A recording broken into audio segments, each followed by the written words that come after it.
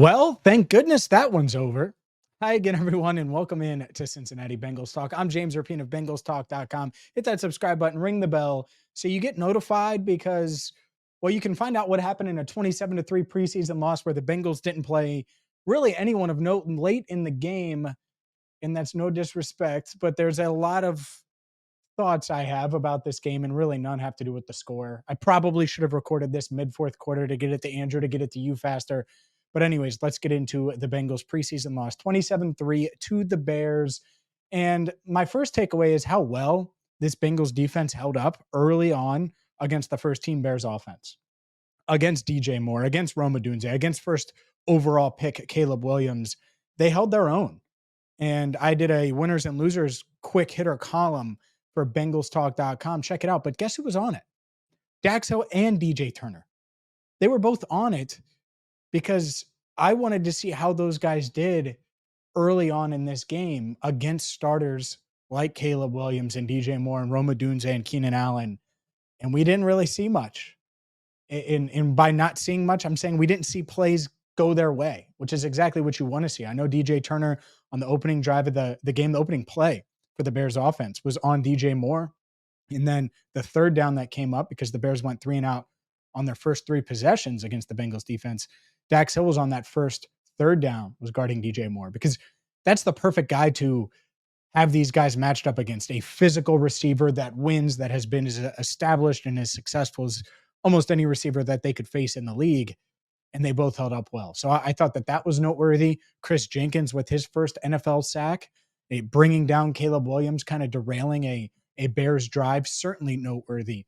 And I just look across the board defensively, and Josh Newton, he's had his ups and downs all camp. And it's funny, he had the really nice play against DJ Moore and bats the ball away on a slant on third down. They get off the field. And I have someone text me, and I think people, this is a shared belief, like, oh, well, could Josh Newton be the guy that starts? Could he beat out DJ Turner? Could he beat out Dax Hill? And the answer is no. And the question was, am I crazy to think that this could happen? And I wrote back, yes. And that's no knock against Josh Newton, but he's still learning life in the NFL. I think Dax and DJ are both firmly ahead. So that's why they're in my winners column, is I think they played well today. And the coaches were like, all right, let's get them out of here so they don't have to deal with any kind of injuries or anything like that. So huge there. Let's see what else. Maema Njongmeta, and I think I got that right. At least Jesse caught up with him before this game. Really good for him. Led the team in tackles, 7 tackles, 1 tackle for loss, a tackle on special teams.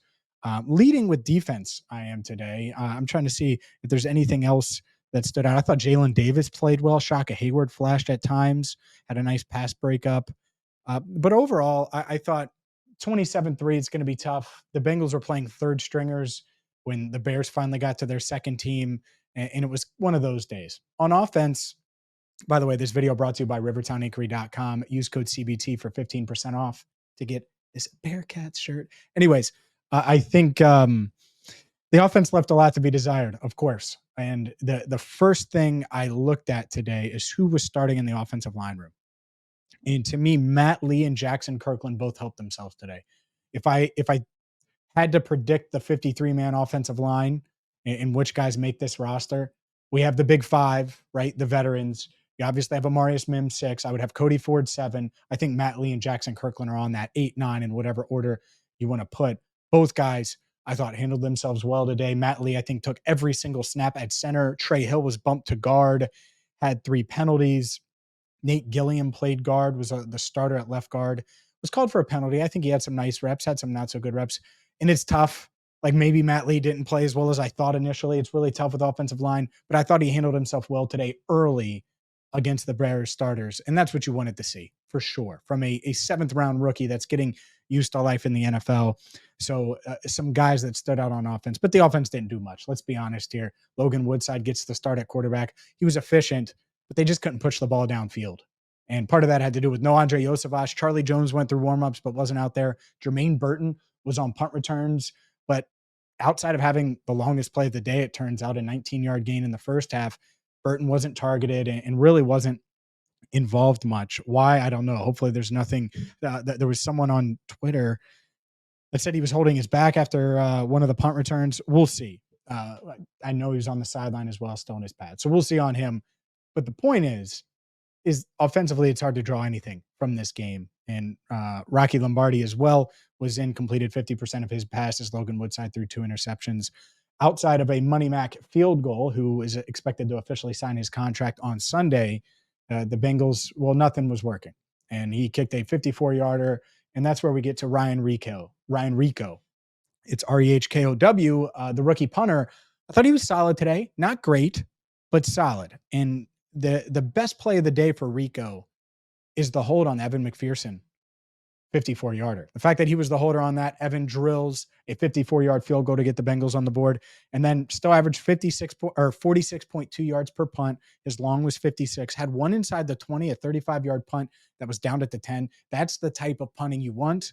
And so I think he helped this cause today for sure, but I don't think he blew the doors off of things. Brad Robbins still dealing with the hip injury. We'll see how long Brad is out, but a solid day overall for the rookie punter.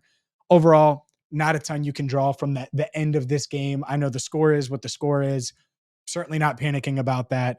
There's some highs, there's some lows. For Josh Newton, it was in the middle. I really like the play on DJ Moore. Then he gets beat by, I believe it was, which touchdown was it? I'll know it once I see it. Was it Pettis? It was Pettis. He was beat by Dante Pettis for the touchdown where he just kind of froze, and I'm not sure why. And so the highs and lows for Josh Newton, we're certainly seeing them.